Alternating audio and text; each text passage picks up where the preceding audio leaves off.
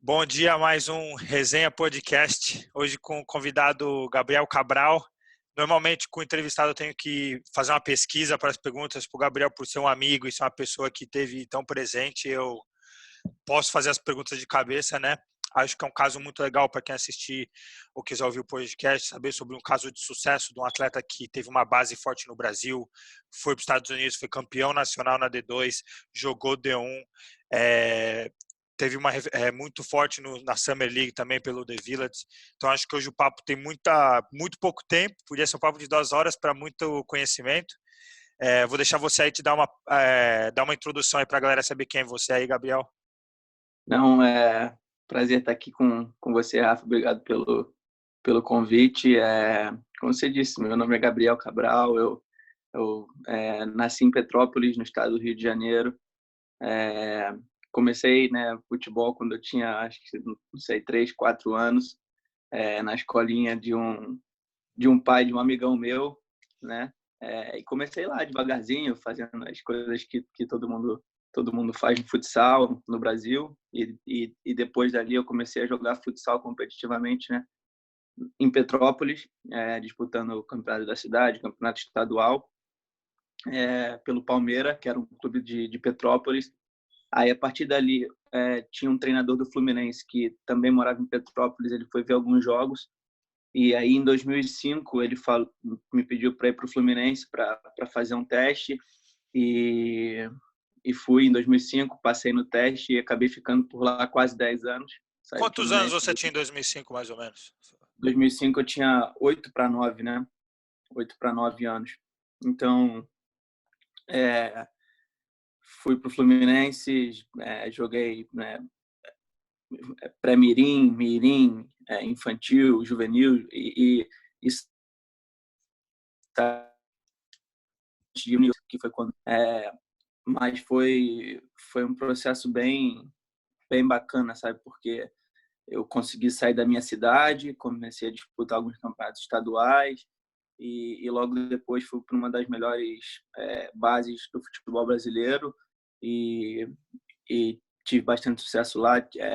Joguei com grandes atletas que hoje em dia fazem sucesso no mundo inteiro, né? Tem o exemplo do Gerson, que está tendo uma carreira sensacional no Flamengo, jogou no Fluminense, foi para o Roma.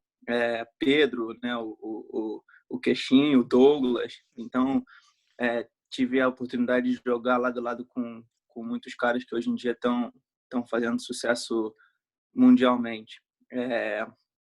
Então, foi uma experiência muito, muito gratificante, jogando pelo meu clube de coração, né? Então, para mim era muito gratificante poder entrar no vestiário e botar a camisa do time que eu sempre torci, né? Então foi bem legal. Agora, te fazer um adendo. Qual que é o lado, se a gente falando mais do psicológico, assim, desafios, porque fazer base num time de alta performance no Brasil é o que todo mundo quer, mas qual que são coisas que você sentiu assim dificuldades ou que você normalmente não fala assim, porque é muita pressão. Quando você está falando de alta performance, ainda mais num Fluminense que quer produzir talentos, igual você falou, para o mundo, a pressão é todo dia. Como que você pode falar mais desse aspecto? Como que era mais lá dentro, assim, um pouquinho mais de detalhe dessa parte aí? Ou até falar de desafios pessoais que você sentiu, ou partes de te motivar, porque tipo, esses clubes grandes até cada vez que vem uma peneira, alguma coisa, sempre chega um jogador novo, então é sempre tendo que mostrar, né? Difícil se manter nesse mundo do Então, futebol. posso falar um pouquinho por mim, e eu sou até privilegiado, né, Rafa, em alguns desses quesitos, porque graças a Deus eu venho de uma família, né, que tem base, que tem uma formação educacional. Então, graças a Deus eu pude ter as condições boas para tentar correr atrás do meu sonho, que era jogar profissionalmente, e ainda é. Tem gente que sofreu muito mais que eu, né? Que vinha de condições precárias, morava nas favelas, não tinha muitas condições. Então, para isso já é geralmente um desafio para cada dessas pessoas que, graças a Deus, eu não tive tanto que enfrentar, né? Mas em relação à performance, em relação à cobrança, é aquilo. Todo dia é um desafio novo, né? Você me conhece, me considero um jogador bem técnico, né? Que tive isso quando era menor, era muito técnico, mas eu sofri um pouco com o aspecto físico de crescer, de ter a demanda física do jogo. Então acabou que pela cobrança de resultado eu não conseguia igualar esse nível de performance fisicamente, entendeu? Então acabou que eu fui deixado um pouco para trás nesse aspecto, porque a galera começou a me passar, entendeu? Então nisso, você tendo 12, 13, 14 anos, o que acontece é que quando eu tinha 8, 9, 10, 11, 12, eu era titular de todas as equipes no Fluminense, entendeu?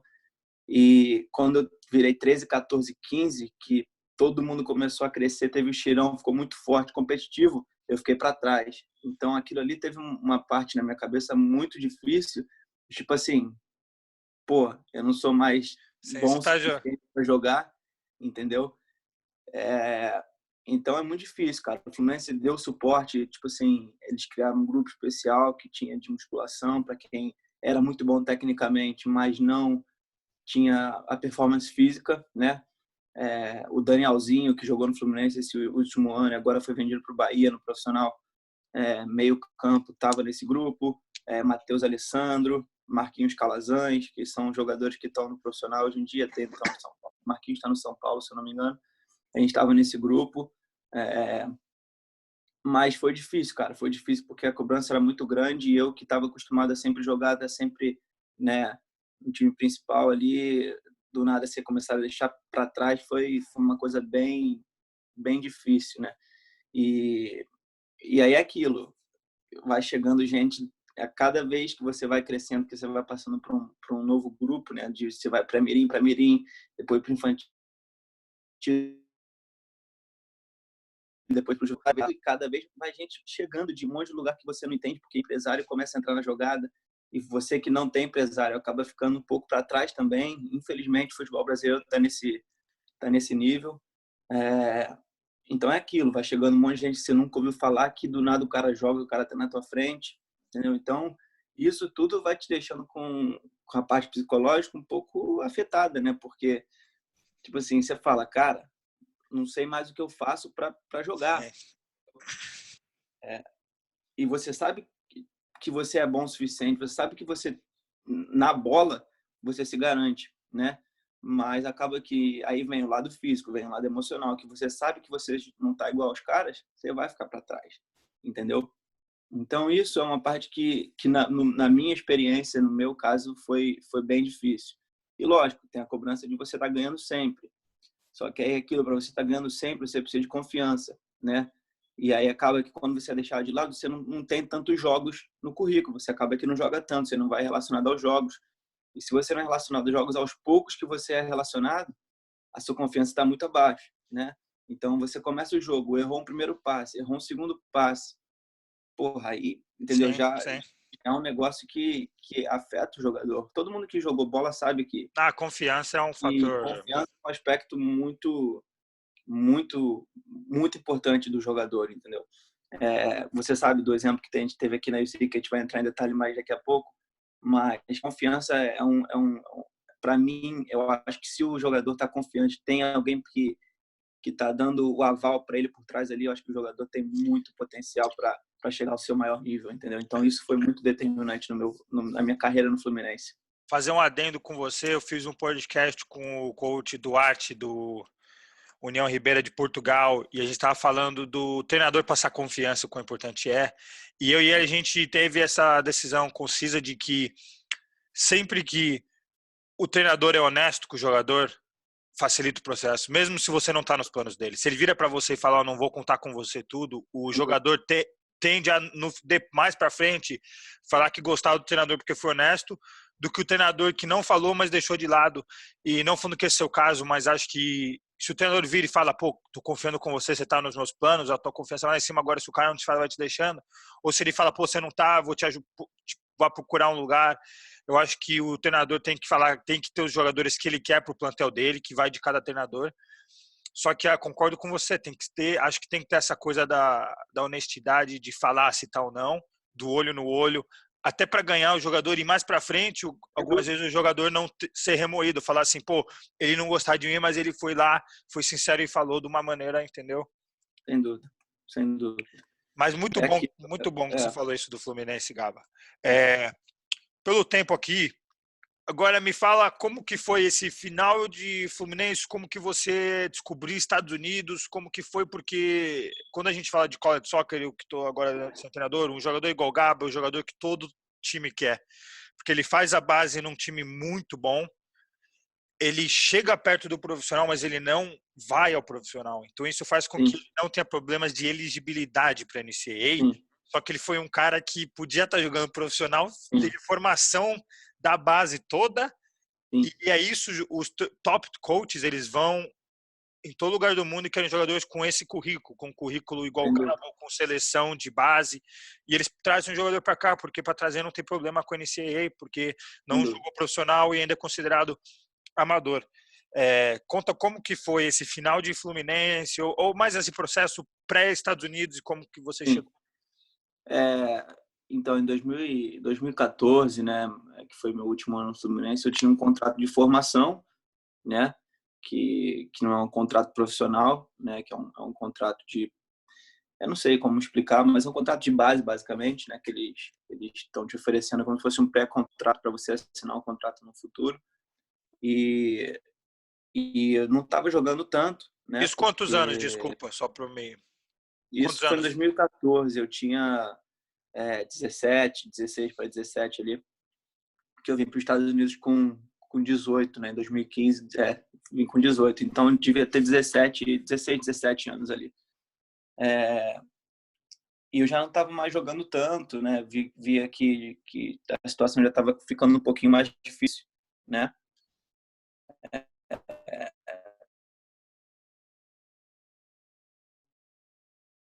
Em relação ao Fluminense, mas diferentes, entendeu? Então, acabou que, né, por eu ter um tempo grande de Fluminense, quase 10 anos, ter uma relação muito boa na época com os diretores e com todo mundo lá, eles me apresentaram o 2SV na época, que eles tinham uma parceria com o Fluminense, estava com aquela ideia da Florida Cup começando, e o Fluminense foi um dos times do Brasil que, né, que foram os pioneiros aí, e eles me apresentaram a 2SV, que para mim na época foi muito legal, né, para ter uma oportunidade de ainda poder jogar profissionalmente e poder fazer né, uma universidade nos Estados Unidos. Para mim foi uma coisa muito legal, que a gente nem pensou duas vezes. Na hora que a gente conversou com a 2SV, a gente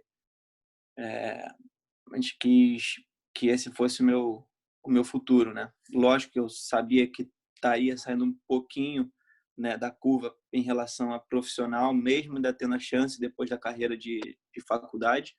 É, seria um caminho um pouquinho mais longo, mas para mim, né, agora 5 anos à frente, eu vejo que sem dúvida foi a melhor decisão que eu fiz, porque, né, eu tenho amigos que, que eu vou levar para o resto da vida, que eu fiz aqui nos Estados Unidos, né?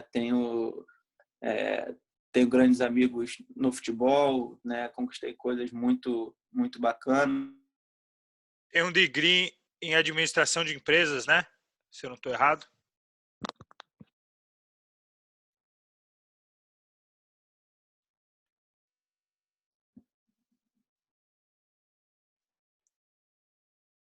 Alô?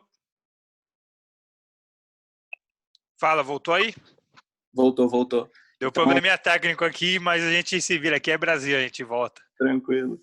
Então, eu não posso reclamar de nada, sabe? Para mim foi a melhor coisa que eu podia ter feito. Então, foi aquilo. Eu não estava jogando tanto, né? E aí, quando a 2SV apareceu, a gente decidiu que seria a melhor escolha na hora. Agora, sinceramente aqui, que o nome do podcast é resenha.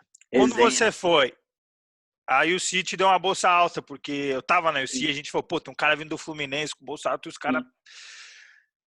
Como você achou que ia ser? Porque você vindo de uma base alta, indo para os Estados Unidos, com que o soccer, assim, o soccer universitário é bom, mas qual foi seu pensamento primeiro antes de chegar aqui? Você achou que você ia arrebentar? Como que você achou sinceramente e como que foi? E depois quero que você fale o teu processo, que o processo do Gabo é um processo quando ele entra num time onde a cultura vencedora já estava implementada, tinha jogadores muito maduros e um time com uma idade média muito acima do college. Então era um time que você Sim, chegava lá, o mais novo do time tinha 21.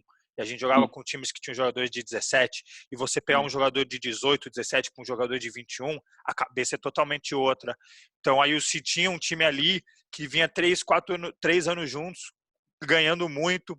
E o Gaba chega com uma bolsa alta, com a formação muito boa, mas a diferença do jogador para 18 para 21 existe. O Gaba, igual falou, tecnicamente muito forte.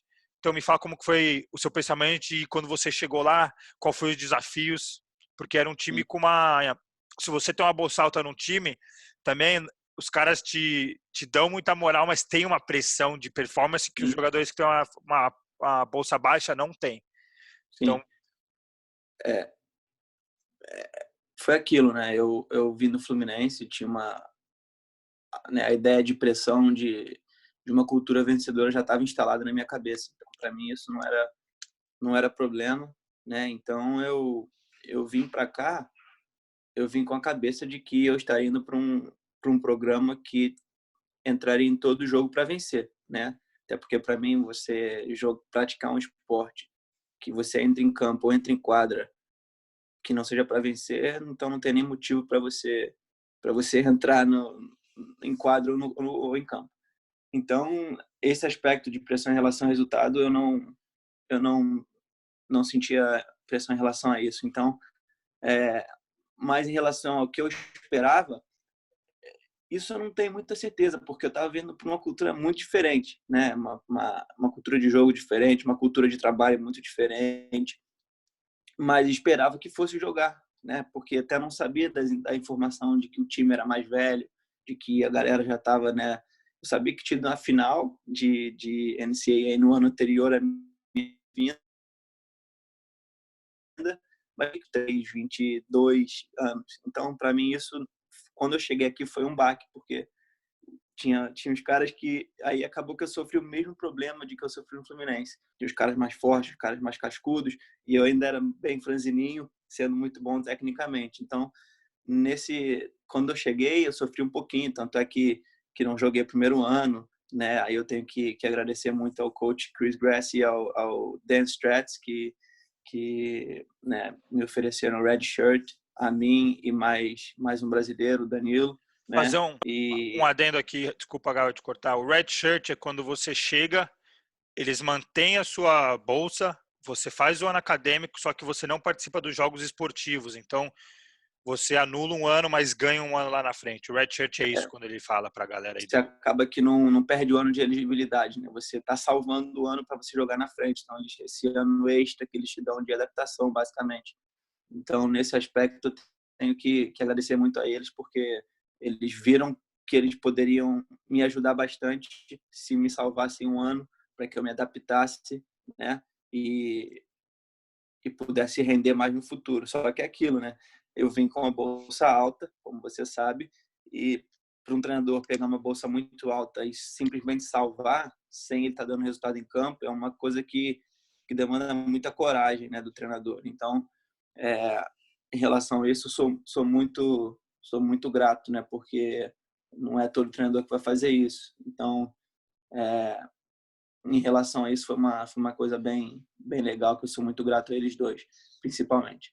Mas foi aquilo, foi um baque meio assim, opa, não é, tipo assim, E para explicar para a família, porque você deixa a tua família, você deixa teus amigos, ninguém sabe o que é red shirt, tu chega aqui, é, tua família quer dizer, como que foi esse aspecto? Porque quando você vem para cá, é, você larga tudo que você tem no Brasil, cara, sim, você começa uma vida nova praticamente. sim.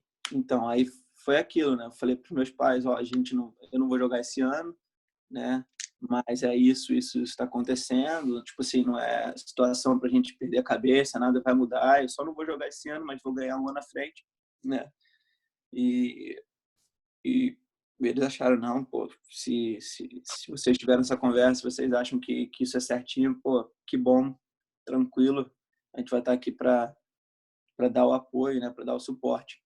Mas aí volta ao negócio da bolsa alta e do resultado, né? Eu lembro que no Spring de 2016, né, quando acaba a temporada no semestre seguinte, o Chris tem uma reunião comigo e ele fala que a faculdade vai aumentar por $700 ou alguma coisa e ele não vai poder cobrir esse valor porque eu não estava né, não estava tendo o nível de performance que a minha bolsa exigia, né? E querendo ou não, $700 para brasileiro faz uma diferençazinha, porque você tem que Hoje multiplicar vezes pelo 5, valor, cara. Tá entendeu? maluco. Você tem que multiplicar pelo valor e faz uma diferença nada. Só que o que aconteceu foi que essa parte de aumentar o valor eu não falei para minha família, mantive em segredo, porque aquilo estava me consumindo por dentro. Eu falei, caraca, não é possível que eu não sou bom o suficiente para jogar, entendeu? Então isso aí eu mantive em segredo. E quando eu voltei para o Brasil, né, no Summer de 2016, eu falei, meu irmão, eu vou comer academia, vou, sabe, fazer tudo que eu puder para chegar em 2017 provar que em 2016 para provar que eu sou bom o suficiente, né? E aí foi quando eu voltei para cá, tive uma temporada muito boa em 2016 e a gente chegou na final, a gente perdeu. Infelizmente, que a gente tem até aquela nossa foto lá.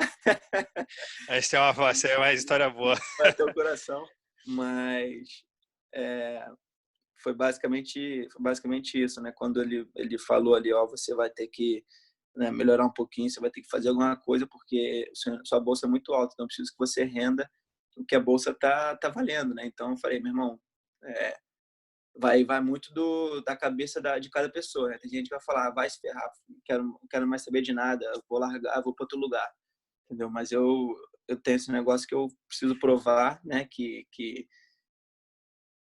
eu sou bom o suficiente, preciso provar que eu estou valendo né, o valor que eu realmente acho né, que seja o igual ao que eu valho. Mas então foi aquilo, botei minha cabeça, né, no lugar e falei, vamos embora, agora Vou nada me segura não. fazer um adendo ao Gaba nessa parte. O jogador brasileiro tem um estudo. Eu estava vendo um estudo. Depois eu trago o nome. O jogador brasileiro tem um estudo, quando ele vem para o college, ele tem uma adaptação física, não técnica, que é muito Uhum, alta. A demanda aqui é muito alta. Tanto que os Estados uhum, Unidos foi o time que mais correu na Copa do Mundo de uhum. 2014, o masculino. E não é porque você corre mais que você vai jogar melhor, mas mostra que Lógico, o sistema deles é um futebol que corre, a gente fala, corre mais, joga menos. Você vai sim, correr muito. E o brasileiro ele demora para ter essa adaptação em alguns sim. aspectos. E Até porque a gente joga mais do que corre no Brasil. no Brasil é muito mais técnica. É, o Gaba, ele foi para esse Summer, quando ele voltou, a gente falou, é outro jogador, cara. Esse Summer aí, ele deu a vida, trabalhou muito duro, e quando ele veio como um cara, como um líder, vendo como um role model dentro do time, quem via ele fala, não tem como pegar, porque a técnica dele já era muito alta, mas a partir do momento que ele fez o físico dele ser igual ou até melhor do que o nível que era requisitado, a técnica sobressaiu muito mais, tanto que por causa dele e do outro meio de campo que tinha, a UC jogava com 2 meio de campos quando tinha bola. Ela jogava os pontas, né, os laterais, como se onde eram os pontas entravam, então se jogava com 5 na frente, 2 meio campos cobrindo muito terreno, que era o Gabo e o inglês, o Ross, e os 6 viravam um zagueiro, então era um 3-2-5 Sim. muito intenso, onde os meio-campos carrega a casinha pro time e arma tudo. Os meio-campo, você jogar de meio-campo no time como a UC, você vai estar cobrindo aí, a gente está falando de É, 12 a 14 quilômetros por jogo. é, Então, fora a demanda técnica. Então, o Gaba veio cobrindo esse papel top. Então, a gente falava, poxa, o time agora, tanto que eles fizeram esse sistema porque tinham as peças. Só fiz aí um comentário um pouco longo, Gaba, mas isso mais sobre você, mas foi um ano onde o Gaba destruiu. Quero que você fale agora, depois de toda essa timeline aí que a gente veio falando, teve o ano que você foi campeão nacional. Quero que você conte como foi, boas memórias, como que era dentro do time, dá os insights de um time campeão nacional, de uma temporada dentro de um time campeão nacional e como é que foi. sim, então, eu tenho que começar né, pela mudança geral que teve na faculdade. O Chris foi para Marshall, né, foi para uma faculdade, foi para uma D1 e o Stratz assumiu como treinador na UC, né? O head coach saiu e o assistant coach virou head coach. Virou head coach, exatamente. E o Strats é um cara, né, fora de série em relação a conhecimento de futebol, a paixão que ele tem pelo esporte e como ele conduz o dia a dia. Então, como a cultura do grupo já era de vencedora, de querer ganhar tudo, ele simplesmente manteve essa cultura que já tinha sido instalada pelo Chris, né? E aí ele deu o toque de que ele, né, de parte técnica, tática que ele acha que é ideal. Então, essa cultura se manteve com o Strats e tem que dar um mérito muito a ele, né? Porque não é fácil você manter uma cultura vencedora. Então, ele manteve essa cultura, recrutou atletas muito bons para o ano de 2017. E aí é aquilo, cara. Eu, quando entrava em campo com aquele time, eu sabia que a gente ia ganhar. Tipo assim, eu sabia que nosso lado era o melhor, a gente tinha o melhor goleiro, a gente tinha o melhor lateral direito, a gente tinha o melhor zagueiro. Eu sabia que... Fala os países e a posição do time titular para a galera Sim, também, então, para ver como é internacional. A gente tinha o Paulo no gol, que era brasileiro, aí o Danilo, lateral direito, também brasileiro, e depois machucou, o Sam entrou, né, inglês. E aí na zaga a gente tinha o Thomas, a gente tinha o Thomas Francês. jogando no Pittsburgh, hoje em dia na ESL Championship francês, tinha o Robin, que também era francês, o Willy, que era da Itália, né, e o Armando, que era da Alemão. Alemanha. E aí nosso meio tinha tinha o Kieran da Inglaterra, tinha o Ross da Inglaterra, tinha o Patrick da Alemanha, né? Tinha quem mais aí? Eu devo estar esquecendo de alguém, né? Tinha o Will na frente, Will Roberts, País de Gales. Então era um time bem internacional. Tinha o Tem da Nova Zelândia, jogando profissional hoje também, que está jogando profissional também. Então era um país que a maioria era internacional, né? E a cultura, cara, os treinos eram sempre no nível mais alto possível, né? Todo mundo entrando no treino para competir, para ganhar, querendo fazer o melhor, sabe? As viagens eram sempre muito bacanas, a galera concentrada, tem como você dar um exemplo de como que focada tem coisa de dar um exemplo de algum método que era usado ou de alguma história que você lembra assim, ou de alguma vocês botavam na parede quando corria, como que vocês mantinham essa performance alta e como que você conseguia ver se você estava melhorando, fazendo a performance no nível que era esperado? Então a gente, né, acho que a maioria dos clubes hoje em dia jogam com GPS, né, com a veste que carrega os dados, né, que de quanto você correu, sua velocidade máxima, né, quantos tiros você deu por jogo, quanto tempo do jogo, dos 90 minutos você estava trotando, quanto estava andando e qual foi a distância máxima, né? Eu sempre tentei me basear nos jogadores de elite, né, nos caras de meio campo que estavam percorrendo a distância X no jogo, né? Então, porra, eu olhava, tentava me comparar um pouco com os caras. Lógico que é difícil comparar um college com Premier League, né? Mas futebol é futebol, então você acaba que você vai comparar com o nível mais alto, até porque você quer chegar no nível mais alto.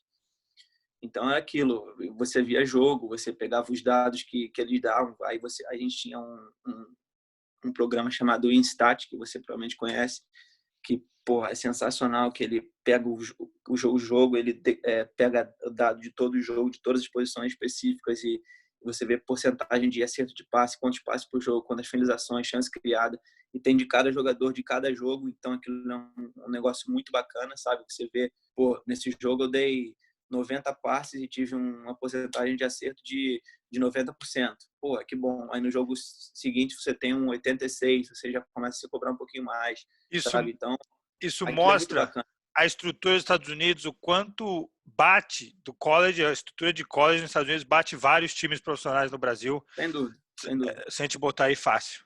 Mas muito Tanto é bom que exemplo. esses times do Brasil, se você for no Instat, eles também têm os dados no Instat. Então, provavelmente a maioria dos clubes no mundo também estão usando o Instat e podem pegar os jogos instantaneamente logo depois da partida e analisar. Então, isso era um jeito que a gente tinha, né, de realmente manter nossa performance no nível mais alto possível. E, lógico, né, que a comissão técnica tinha uma grande parte nisso. Né? Eles assistiam os jogos e eles mesmos faziam as avaliações e faziam, né, antes dos jogos ou então durante a semana de treino, eles faziam sessão de vídeo, faziam cada coisa que eles achavam que tinha que melhorar. né?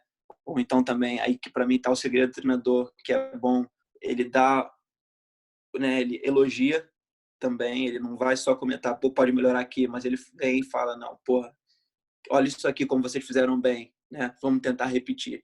Então isso vai de uma parte de um treinador que para mim é sensacional. Então tinham vários tipos, né, tinham vários jeitos de tentar medir a performance, né? E, e são jeitos que a gente usava na UC que são usados no mundo inteiro, né, no nível mais alto. Então foi um negócio bem bacana. Agora, a UC nunca tinha sido campeã nacional. Tinha batido na trave, na trave, na trave. Conta pra gente esse final de campeonato aí, como que foi ser campeão nacional, botar o nome na faculdade e o porquê de sair da UC depois de ser campeão nacional. Vamos ver, acho que o tempo está com a gente, o tempo vai permitir. Mas conta mais como que foi ser campeão nacional, como que foi esse final, o processo final, e depois já a emenda falando de porque você sai da melhor D2 do país e vai para uma D1 muito boa, com uma bolsa top, com tudo. Mas conta mais pra gente do campeão nacional, que é a história que eu quero, Sim. óbvio, ter para as pessoas ouvirem, e depois o porquê de sair de um lugar onde você tinha uma cultura campeã, estava adaptado. Quem conhece o Gabadão sabe que a namorada dele está na UC, amizades, já estava em casa na UC, né? Tipo assim, Sim. e tinha mais um ano podendo. Sim, então conta pra gente. Sim, então, os jogos ali de final de 2017 foram bem interessantes, porque a gente vinha o ano inteiro sem perder, né? E aí teve a final do torneio da conferência contra o Wesleyan, se eu não me engano, e a gente domina o jogo, né? A gente, porra, tem sei lá quantos chutes no gol, bola na trave, goleiro fazendo defesa, e a gente vai e perde nosso único jogo na temporada para o Wesleyan na final do torneio da conferência em casa. E aquilo ali foi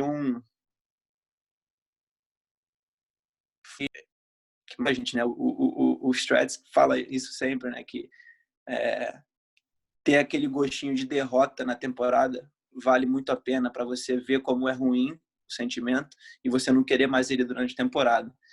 E o nosso veio na final do torneio da conferência. Foi o único jogo que a gente perdeu na temporada e quando veio a gente falou, meu irmão, isso não vai acontecer mais não.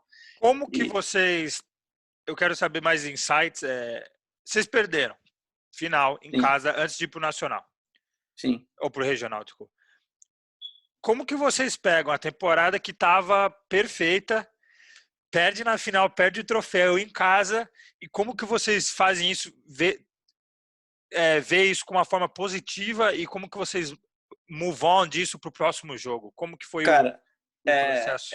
É aquilo, né? Só porque a gente perdeu que tá tudo ruim, né? A gente sabe que a gente jogou bem, a gente sabe que a gente teve um jogo bom, mas o barato do futebol é isso, né? Nem sempre o melhor time ganha, né? E aí o engraçado foi que a primeira rodada do regional foi contra o Wesleyan de novo. Não. No mesmo estádio. Entendeu? Então era... E, meu irmão, quando a gente soube que a gente ia enfrentar eles, a gente falou, a gente não vai perder para eles em casa, mas nem ferrando, entendeu? Só aquilo já era um jeito de motivar a gente, só aquilo já era né, aquela gana de a gente tem que mostrar que quem manda aqui é a gente, entendeu? Então, a partida que a gente perdeu ali, a gente realmente olhou para dentro e falou, meu irmão, agora é com a gente e nada vai mais segurar a gente, entendeu? Então, a gente ganha deles e aí depois, se eu não me engano, a gente Quanto joga foi o jogo? foi 2-1, se eu não me engano, ou 1-0, não lembro direito. Mas aí depois acho que a gente pega o Westchester, que a gente tem uma performance incrível, 3-0, né? Um jogo tipo assim que a gente realmente domina. E aí na Elite 8 a gente enfrenta LIU, que foi só que dar um muita gente adendo aí. falava que era a final antecipada ali. Wesleyan e Westchester vinham jogar contra a UC, eram os 11 e atrás do meio de campo, jogando aquele jogo, tentando achar uma bola, um escanteio, uma falta parada e tentando segurar o placar e se manter vivo no jogo. Quando vai para ela e o Post, é um time que tá falando aí de 21 jogos, ganhou 19, tá igual a UC, assim, bem parelho, e é um time que joga para cima, com jogadores qualidade boa, então é outro cenário ali. Sim, Ali é uma, igual você falou, a final antecipada, eles tinham um sim, treinador que hoje está em Siren Hall D1, que sim, já tinha implementado a cultura, tinha um jogador, o Charlie, um sim, jogador que provavelmente era um dos maiores do país.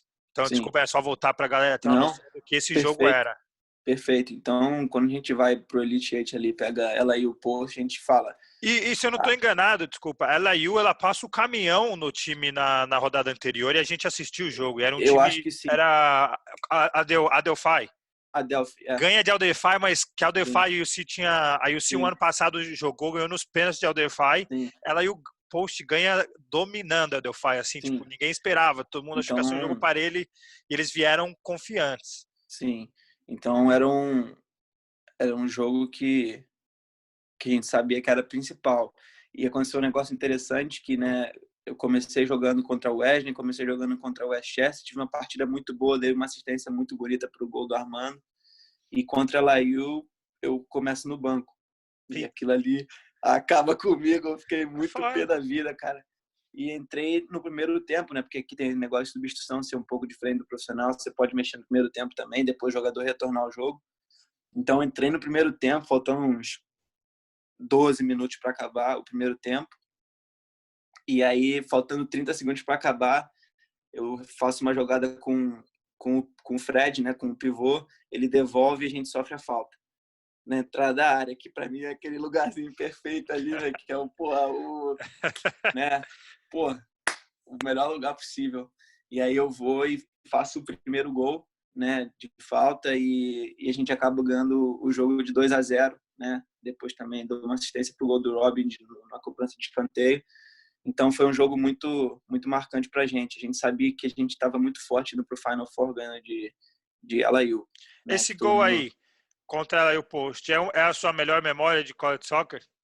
Ou tem Ah, outras? eu acho que individualmente talvez seja a melhor memória, mas a melhor memória de college, sem dúvida, é a gente ganhando o campeonato nacional, né? Não tem nada que seja igual ao preço de não, você estar tá ali com o seu time inteiro trabalhando numa temporada. Sem dúvida, acho que provavelmente foi a mais especial, assim. E aí aquilo, né? Quando a gente ganha de LAU, a gente fala, agora só tem mais 4 no país, né? Então, agora não vai ter jeito. Vamos dar nossa vida de novo e tentar ganhar esse primeiro título que, porra, não é possível, cara. Já tá batendo na trave há muito tempo. Tá na hora, sabe? Tá na hora. Perdemos em 2014, eu não estava aqui. Aí em 2015 perdemos naquele jogão contra a Pfeiffer na semifinal. E aí em 2016 a gente perde na final, que a gente jogou junto, que O foi muito Engate. triste. O E, Engate. e aí em 17 a gente chega, né, fala assim, cara, não é possível, a gente vai ganhar esse ano, sabe? E aí, aí na semifinal a gente pega a Cal Poly, um jogo Time mascado pra tradicional. cacete, um jogo difícil pra caramba, sabe? Pô, os caras atrás da linha da bola o tempo inteiro marcando pra cacete, a bola não entra, difícil de criar chance, aquele jogo, pô, difícil. Aí o Patrick faz uma jogada com o Will, ele chuta, a bola vai rolando devagarzinho assim, não sei o que acontece com o goleiro, cara. Ele erra a bola entra, faltando 5 minutos para acabar o jogo, a gente vai para a final. Um negócio absurdo. E, e aí na final a gente pega a Lin, né? Time tradicional de Que Flórida, ganhou várias vezes. exatamente. E um jogo difícil pra caramba, né?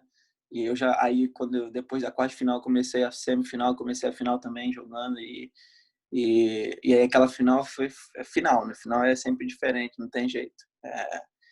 A gente sabia, a gente tinha noção de que a gente era o melhor time do país, né? Mas os caras ali, fechadinho, time forte, time bem fisicamente, sabe? Grande, os caras grandes, bem forte. É bom também na bola, lógico, não é só físico, mas os caras defendendo firme e aí o jogo vai para os pênaltis. E aí eu era o Como é que sexto, você pede para bater ali? eu peço para bater e eu me considero um bom cobrador de pênalti, né? Mas acaba que a comissão decide que eu não tô entre os 5 e eu falei, pô, não é possível, eu quero bater, sabe? Eu quero bater. E aí, durante a cobrança, chegou na quinta cobrança, né? E a gente tinha feito o gol e se eles perdessem ou o Paulo salvasse, a gente seria campeão. E aí acaba que, né, o Paulo pega, não, o Paulo pega, não, vai para fora o pênalti, o último pênalti vai para fora. O último pênalti vai para fora e acaba que eu não bato o meu, né? E a gente é campeão nacional, aí acaba o jogo, eu venho pro Paulo e falo, porra, Paulada, nem pra tu deixar o teu gostinho da minha cobrança de pênalti. Queria cair na teu fé. E então foi um negócio bem legal ali que né, eu brinco com o Paulo até hoje dessa disputa de pênalti. Mas foi sensacional ganhar o campeonato nacional e ter o anelzinho, né? É Quando muito legal. Quando o Gaba ganha, a UC, o time, o plantel que estava lá ganha, é em West Virginia, um time de um estado que não tem muita visibilidade. Então, a partir do momento que eles ganham, eles voltam. Festa muito grande. Quando volta para a cidade, a polícia escolta eles até a faculdade para, todo mundo com bandeira, festa na faculdade, nome no lugar. Foi uma revolução ser campeão nacional por West Virginia, por um estado. É como se no Brasil um time do Acre vai lá e ganha. Bate em time de São Paulo, Rio de Janeiro. Comparando, eu acho que dá para comparar isso. Então foi um feito que demorou para vir, mas aconteceu e foi muito bom ver que o underdog, assim, um estado pequeno comparado aos outros, né, foi ser campeão ali. E o Gaba tendo um papel importante, gol de falta contra o Post, sendo titular, vindo como uma peça importante. Aí conta aí como é que foi, campeão, e como que começa ali a transição para você querer ir para D1, tudo. Sim, então, a gente ganha em 2017 e aí no Spring de 2018, que não tem mais temporada, tem só os amistosos, né? Eu chego pro Strats e falo que estava pensando em jogar D1, até porque eu teria mais 2 anos para jogar, né? E aí ele vira para mim e tenta, né, perguntar o porquê que eu queria sair. E eu falei, não, porque, né, acho que eu quero jogar profissional e a D1 me dá mais oportunidade, né, de visibilidade para jogar profissionalmente. Então, eu estava pensando nisso. Mas aí acaba que ele meu undergrad pela UC, que eu terminaria logo após a temporada de 2018, no fall, em dezembro, né? Então eu fico na UC, acaba que eu viro capitão da equipe para 2018, né? A gente tem um ano bom pra caramba, a gente não perde nenhum jogo, a gente fica 17 jogos sem sofrer um gol e acaba que num jogo, né, que a gente, nossa, um negócio muito assistir esse jogo, muito, né, que não tem nem como explicar. Se você pegar o stat vezes estatística, você fica de boca aberta. Eles dão acho que 3 chutes no gol e fazem um gol e um frio do caramba, o campo ruim, sabe, as condições bem difíceis para jogar numas oitavas de final de nacional e a gente acaba eliminado com apenas uma derrota no ano inteiro. Mas foi um ano muito bom também. A gente teve grandes jogos, grandes resultados, né? E aí eu também já tinha um papel, né? Eu era, acho que a figura principal do time, talvez, né? Não quero ser marrento e nada, mas provavelmente era. Mas teve um ano muito bom e, né, que tive relação com a comissão técnica muito boa, a relação no grupo também era muito boa. E aí eu me formo em dezembro, né? E ainda tendo mais um ano para jogar pela NCAA. Por causa do red shirt lá atrás, a importância de algumas vezes do red shirt para a galera entender. Porque eu consegui me formar em 3 anos e meio, né? E aí usei esse meu último ano para fazer a pós, né, graduação, que estou fazendo até hoje. Acabo em maio também. Então, aí, né, comecei a mandar meu vídeo, né, mandar currículo para os treinadores de D1. Tive conversas com Ken Lola, que era na época treinador de Louisville, conversei com o treinador de Pittsburgh, né, de faculdades ACC na época, que talvez a minha conversa começou um pouquinho atrasada para esses programas muito grandes e acabou que eu não consegui ir para nenhuma dessas ACC, né, e acabou que fui para a University of North Carolina, Wilmington, jogar meu último ano lá, uma faculdade muito boa que tinha sido ranqueada como número 7 do país no ano anterior, e muito forte na conferência, né? Pode ir. Uma faculdade muito forte na conferência. Então eu fechei para ir para lá para Wilmington, né? E fui para jogar meu último ano de elegibilidade por uma D1.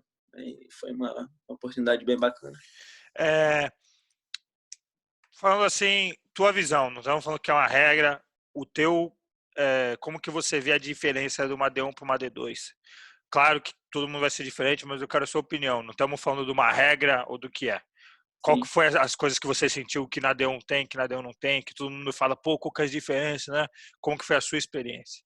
Sim, então, você faz um processo todo de visitar as faculdades, né? Eu fui a George Mason também visitar, né? E eu poderia ter ido a outras.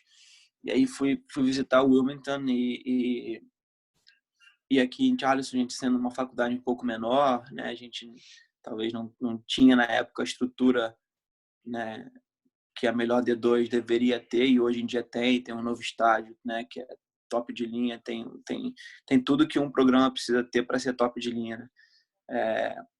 E aí, né, numa D1, a gente em Charleston é uma faculdade bem menor, né? Já tem 2.000 e poucos estudantes, então quando eu fui visitar o Wilmington, um negócio 5 vezes maior, de 25.000 estudantes 25 quase. mil? Acho que são 18.000 dentro da faculdade e contando tudo, acho que dá 25.000. Não sei se eu estou certo, se eu estou errado. Mas uma faculdade muito maior, sabe?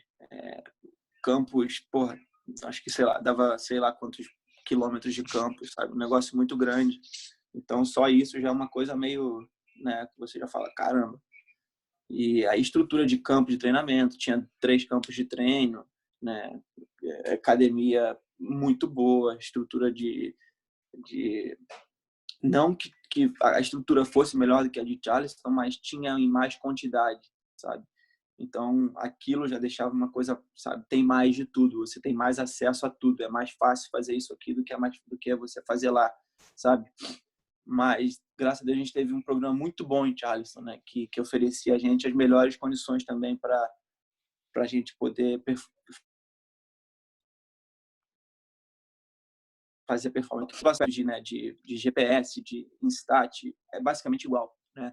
Então, para mim, o que pegou bastante mesmo foi, né, o acesso a você tem chuteira na D1, uma coisa que não é muito comum em todas as D2, então a gente tinha chuteira, né? É, e aquela parte de ter muito acesso a tudo, muito fácil, sabe? Do que na D2 talvez não Em aconteça assim. relação aos jogos, o jogo em si, é óbvio que é difícil porque não é o mesmo time, mas assim, como que você sentiu alguma diferença no jogo? Então, é aquilo. Aqui na D2, né, que a gente foi, em Charleston, a gente é muito internacional, né? E quando eu fui para D1, isso é totalmente diferente. Tem muito mais americano, né? Então, o Porque os nível de americanos bons vão jogar D11, os americanos bons sim, não vão jogar D2. Então, exatamente. E aí acaba que querendo ou não, os bons americanos, eles são mais duros, sabe? Eles não têm aquela técnica tão apurada que os internacionais geralmente têm. Então acaba que é um futebol um pouco mais travado, sabe? Isso aí foi um negócio que eu falei, nossa, que troço feio, sabe? A correria muito doida, então acaba que a parte física acaba que é a mesma, né? Em questão de parte de nível físico, acaba que é a mesma. Você percorre mesmo os 14 quilômetros por jogo, mas acaba que o nível técnico é um pouco mais abaixo, porque, né? Tipo assim, é muita a parte física conta mais do que a parte técnica. Não sei se estou me explicando muito bem, sim, sim. mas então acaba que parece que você está correndo mais porque tem mais erro técnico, sabe? Então a bola bate mais em volta. E isso foi uma coisa que eu vi no meu primeiro treino. E eu lembro que quando eu fiz meu primeiro treino, eu mandei mensagem pro Stretch e falei, cara, é muito diferente. Tipo assim, tá muita correria, ou então eu tô ficando maluco, ou então eu não entendo nada, né? Eu falei, não, calma que você vai se adaptar, porque é assim mesmo, sabe? É parte do jogo ali, é mais caótica mesmo, né? Mas você vai se adaptar, entendeu? Então, acabou que devagarzinho, passou 1, 2 semanas ali, eu tava me sentindo em casa, sabe? E E acaba que, né? Não gosto de falar isso, mas eu eu tento fazer o time tentar jogar a bola, né? Jogar futebol. Então, tentar falar com a galera, ó, vamos parar de forçar muito, né? Vamos tentar rodar mais a bola, vamos tentar, né, deixar os caras correrem atrás e deixar que a gente jogue, né? Então, acabou que a gente conseguiu botar essa cultura um pouquinho no nosso time, de ficar mais com a bola. Não foi o suficiente, mas melhorou, né? E então acabou que eu consegui adaptar um time mais pro meu estilo de jogo, assim, sabe? Acabou que eu consegui entrar num estilo de jogo que também me favorecesse, entendeu? E, e aí, entendeu? Foi bem legal. Foi um ano bom. A gente começa o ano, né, ranqueado em top 25 do país e a gente vai jogar o primeiro jogo da temporada. A gente toma Para quem não entende, se você terminar o ano no top 25, você vai para o Nacional. Ir para o Nacional, a chance é muito grande de você ir no Nacional por causa do seu RPI ou se você ganhar a conferência. Então, estar entre os top 25 significa ir para o Nacional num sim, caso de D1. Então, a importância é muito grande, porque você ir para o Nacional, todos os times que vão para o Nacional, eles botam no ano, botam no estádio quantas National Appearance tem. Então, sim, tem uma importância muito grande, e a gente está falando aí de 300 times, né, Gaba? Mais ou menos sim, 300. Então, você está em 25 de 300, você está ali, sim, menos que 10% do país, você está ali. sim. Então, é bom, né? E aí a gente entrou na temporada com um RPI muito bom, RPI muito bom. E aí no primeiro jogo da temporada a gente toma um gol com 30 segundos de jogo. O jogo começa, acontece um lance lá, a gente toma um gol 30 segundos. Aí, caraca, aí eu vou e no primeiro jogo meu oficial eu vou e faço um gol de falta e empato o jogo 1-1. E acaba que a gente perde esse jogo de 4-2 para um time que estava ranqueado a 170 no país. E aí o nosso RPI vai lá para baixo, lá para baixo. E no segundo jogo a gente perde de novo para um time que estava ranqueado muito abaixo. E aí, amigão, esse RPI despenca. A gente vai para 130 do país. E aí complica, né? Aí começam os jogos, a gente ganha de Red por 3-0, eu faço um gol de cabeça, a gente começa a ganhar os jogos e começa a conferência, né? Conferência a gente ganha o Mary, a gente ganha os jogos, fica em primeiro na conferência, ganha de James Madison, que era top 15 do país, que era da nossa conferência, a gente ganha deles fora de casa. Esse jogo foi até engraçado, eu tava com febre e dor de garganta, com pus na Nossa. garganta. Eu falei, cara, não sei se vai dar para jogar, febre altíssima. Eu começo aquelas balas de house, né? Que aqui eles usam house para curar dor de garganta, que no Brasil é só uma balinha normal, mas aqui a gente usa house para curar dor de garganta. Então eu acabava a house, minha garganta já estava seca, eu ficava comendo mais house durante o jogo inteiro. Ficava comendo house para ter aquele alívio de anti-inflamatório, aquele sentimento de anti-inflamatório na garganta para jogar. Acaba que a gente ganha o jogo de 1-0 e aí a gente vai a gente tá ranqueado nesse momento da temporada em 50 e pouco, 52 por aí do país. E aí a gente vai pro torneio da final. Na final do torneio da conferência, a gente tem um jogador expulso com 10 minutos de jogo. Ele dá um carrinho, o carrinho nem pega no jogador, e aí o cara faz uma cena danada, o juiz expulsa direto, pum, cartão vermelho direto, com Foi 10 na final. minutos de primeiro tempo.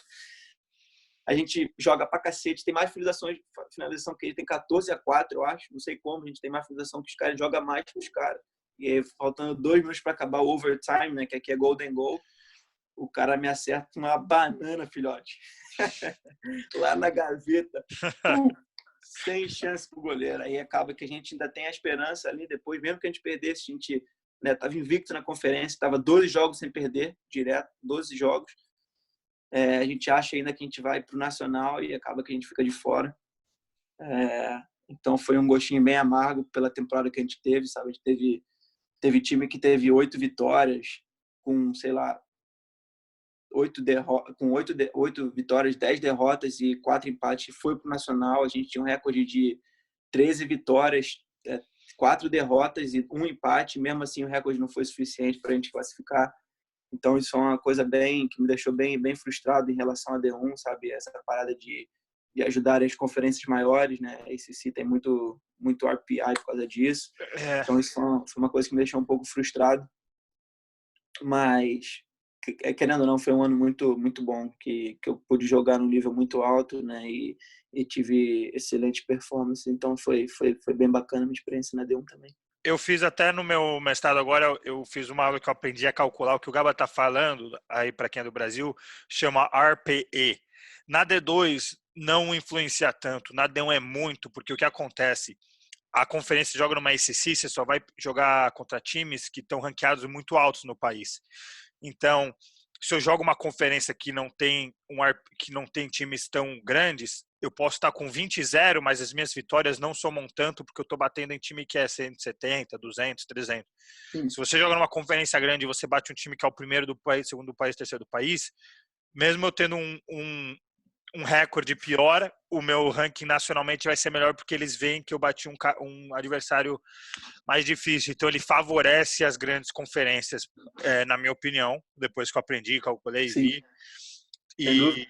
E na D2 não, na D2 é mais o recorde. O time que está com 20 vitórias Sim. e nenhum é o que vai ser o que tem mais vitórias no país, vai ser o primeiro. É sempre assim. Sim.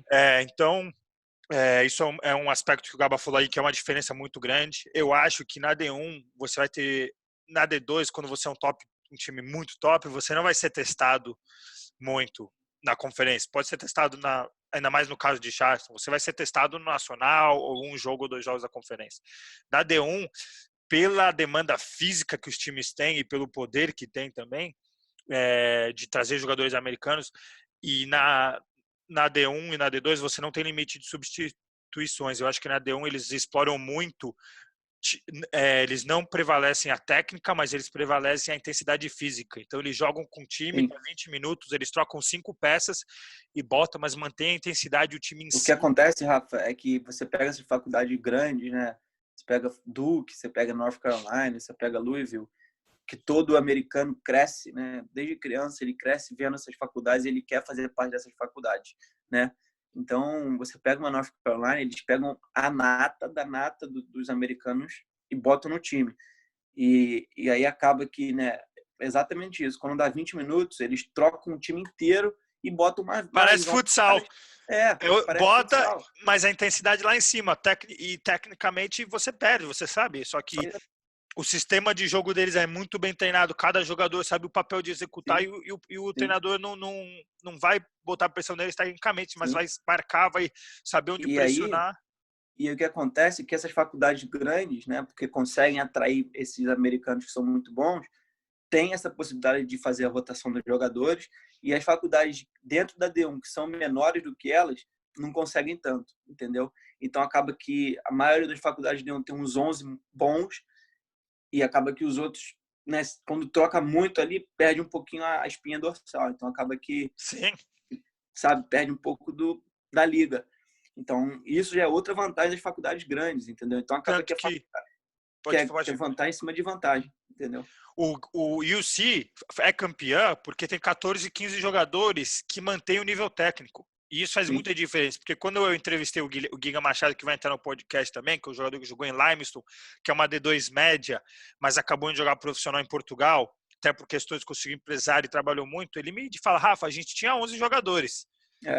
A partir do momento que tinha uma lesão, um cansava e vinha do banco, então chega que vários times, os 11 são bons. O problema é ter uma lesão quando tem que trocar. Eu fui estudar Stanford, que ganhou 3 nacionais seguidos. Os caras não têm um internacional.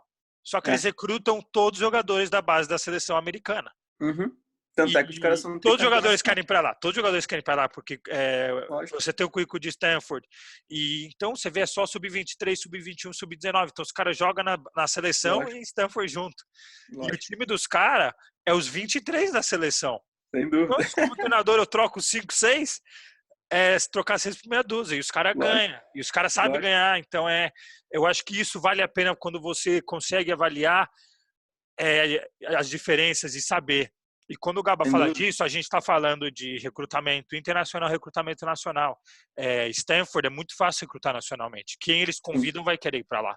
Então, imagina, agora tem os times, quando você começa a entrar e você não tem mais bolsa, porque você fala, eu consigo fazer um time com as bolsas que eu tenho, T11, agora acabou minha bolsa, os caras que vêm sem bolsa, nesses times grandes, todo mundo quer ir. Então o cara fala, pô, eu prefiro ir, em vez de ganhar 50% de bolsa aqui, eu vou nesse time aqui sem bolsa, mas eu vou estar no top time. E os caras fazem esse sacrifício. E tem outras afins também. Por exemplo, Tem, Virgínia. gente. Pode entrar em várias coisas que a Cara, gente vai ficar aqui até amanhã falando. É uma específico. parada muito grande. O Virgínia tem um time, tem um fundo da faculdade que traz estudante africano. Então eles têm eles entram sem bolsa esportiva, com bolsa acadêmica. Só que chega lá, é jogador africano. Então Virgínia ganha tipo jogadores de graça, que tipo, não tem custo nenhum pro programa, ganha 5, 6 e é uma powerhouse lá. Os caras em Virgínia tem tanto investimento que eles têm no jogo uma câmera que marca o jogador. Então a câmera tá filmando, só que a câmera sabe quem é o Gaba, é uma inteligência artificial. Então acabou o jogo, a câmera faz um highlight só do Gaba. Sim. E eles têm isso só não no jogo, eles têm no treino. E isso que eu acho que é o diferente. E eles têm uma posição que é só para analista de desempenho. Então eles têm um cara que faz isso, só passa para os treinadores deles. Imagina no treino, você tá treinando, tem uma câmera em você 24 horas falando, pô, tá correndo assim. Então os caras facilita muito a padronização, né? Mas a gente não tá aqui para falar disso hoje. Gaba, para terminar aqui, um bate-bola que eu sempre faço. Depois dessa grande história, pegamos toda a tua timeline aí. O melhor jogador que você jogou no futebol e o melhor jogador que você jogou em college. Isso tem que ser um. Vamos aqui na resenha. Cacete. Vamos lá. Acho que no futebol, velho, né? Eu vou dar um nome aqui, né? Vou falar o Gerson, porque o Gerson é um cara, né, que tem mais sucesso hoje em dia, acho que todo mundo conhece, então eu acho que eu vou falar ele em questão para todo mundo conhecer, mas teve um cara que, porra, para mim era sacanagem, cara, que ele parecia o Thiago Alcântara jogando, sabe? O cara que tinha um tipo de curso de futsal, assim, o nome dele é Hudson, né? E porra, jogava muita bola, Rafa, jogava muita bola, mas a maioria da galera não vai conhecer, então pode ser o Gerson aí, o cara que eu, né, que jogou, que eu acho que foi um cara, né, que foi o melhor que eu joguei junto no futebol. E aí no college, cara, é difícil, mas eu não joguei junto com o Léo Paiva, né, no college, mas joguei com ele no The Village. Ele tá dentro desse, provavelmente ele e o Felipe, o Felipe Antônio, que é um cara fora de série, é muito engraçado, fora do futebol, mas dentro do campo ele faz umas coisas, né? Vou entrevistar ele também. Já marquei com ele. Ele é um cara show de bola, né? Um cara é uma lenda viva do college soccer. Uma lenda viva do college soccer. Então, eu acho que talvez ele tenha sido na bola o cara na faculdade que talvez seja o melhor que eu joguei junto. Tô tentando lembrar mais aqui de relance assim, mas não consigo assim agora, né? Mas tipo assim, é muito difícil comparar um melhor que o outro, né? Porque o time inteiro era muito bom aqui na UC, então é difícil, mas acho que eu vou dar pro Filipão essa aí. Boa. A última é uma mensagem para a galera que está no Brasil e quer vir para cá. O que você só dá uma dica, pode ser uma coisa assim. E se eles quiserem, vocês podem deixar o comentário aqui que eu respondo. Ou quiser que o Gaba responda, eu peço para ele vir e comentar também. Mas é só dar uma dica aí, porque você que é um caso de sucesso, né? De um college campeão nacional, jogou D1, base no Fluminense aí, e óbvio que o seu know-how, uma dica só pode valer muito a pena aí para a rapaziada. É aquilo, né? Tá vindo para um lugar que demanda sucesso, né? Que é os Estados Unidos, que está sempre trabalhando para alcançar o maior resultado possível, o melhor, tanto é que os maiores medalhistas, né? Michael Phelps, você vai pegar exemplo atrás de exemplo, é dos Estados Unidos, então preparar para esse lado emocional de vitória também depende do lugar que você vai, né? Eu vim para um lugar que ganhava tudo, queria ganhar tudo. Então, eu acho que você vindo com essa cabeça, onde quer que você seja, onde é que você esteja indo, acho que você vai encaixar muito bem em qualquer lugar do país com essa cultura vencedora de querer ganhar sempre, querer estar sempre fazendo o seu melhor, treinar sempre o máximo, sabe? Isso leva coisas fora em questão de performance. Tem que dormir bem, se alimentar bem, hidratar bem, né? Então isso leva muitas coisas que a gente pode ficar conversando aqui até amanhã de manhã, né? Vamos fazer Mas outro. Falar de. exatamente, exatamente. Mas é aquilo, está indo, pô, para quem está no Brasil e está querendo vir, cara, é sensacional. É um país que te abraça, que né, você está vindo para ganhar um diploma que vale muito no Brasil, né? E você está vindo para ter uma experiência esportiva muito boa, que provavelmente vai ser melhor em relação à estrutura do que qualquer outro lugar no Brasil, né? Então, você sabe que quando você chegou aqui, você ganha a Maria da Nike, cheia de uniforme, cheia de roupa, cheia de... Você fala, porra, onde é que eu tô? Isso no Brasil ia custar fortuna, ou então você nunca ganharia isso num clube, né? Então, são várias coisas que né, valem muito a pena para quem está no Brasil e quer vir para cá. E eu acho que, cara, não pensem duas vezes, sabe? Eu acho que vale muito a pena vir para os Estados Unidos, sem dúvida. Não, queria te agradecer pelo tempo. O Gabo é um cara que eu brinco que eu vou virar head coach um dia e quando eu virar vai ter a camisetinha dele na minha sala enquadrada com um recado ao grande amigo, é um amigo que a bola me deu. Acho que o mais importante de tudo é um cara que, mesmo sendo jovem, quando era, você aprende muito pela paciência que ele tem, pela educação, pela simplicidade e humildade que ele teve dentro do programa, tanto que ele é um cara que você perguntar aí para as pessoas, dificilmente alguém vai falar mal dele ou de alguma coisa, era um cara muito sensato. E respeitava muito o processo, tanto que deu para ver a história dele, que ele veio e teve que, pelo processo, acabou virando um dos top jogadores da UC, né? Mas não foi fácil. Igual ele falou, isso aí a gente pode fazer em outro podcast, falando sobre projeção de performance do jogador e como que foi que ele fez, porque o dia a dia é pesado. Ele se formou em 3 anos e meio, que é uma coisa aí que ele não deu muito crédito, mas que ele se formou um semestre antes, então mostra o quão bom aluno ele é, tanto que acabou dando oportunidade para ele, porque para fazer pós você precisa de um GPA, de uma nota média alta, senão eles não te deixam fazer a pós. Então, ele sempre foi um cara fora de série em classe de aula, alimentação, active recovery, sempre fazendo recuperação ativa. Então, ele é um cara que é um exemplo. Eu acho que se você quer ver um case aí de sucesso no college, é ele. Tá com diploma, fez pós, jogou D1, campeão nacional D2. Queria te agradecer imensamente aí pelo tempo, pela moral e pela nossa amizade. Obrigado aí, Gaba. E é isso. Grande abraço aí, meu parceiro. Não, pô, agradeço você aí por ter me convidado para fazer parte dessa resenha maravilhosa e é realmente um prazerzão, irmão. Obrigado pelos anos de UC, pelos anos de amizade aí e obrigado pelo convite de novo.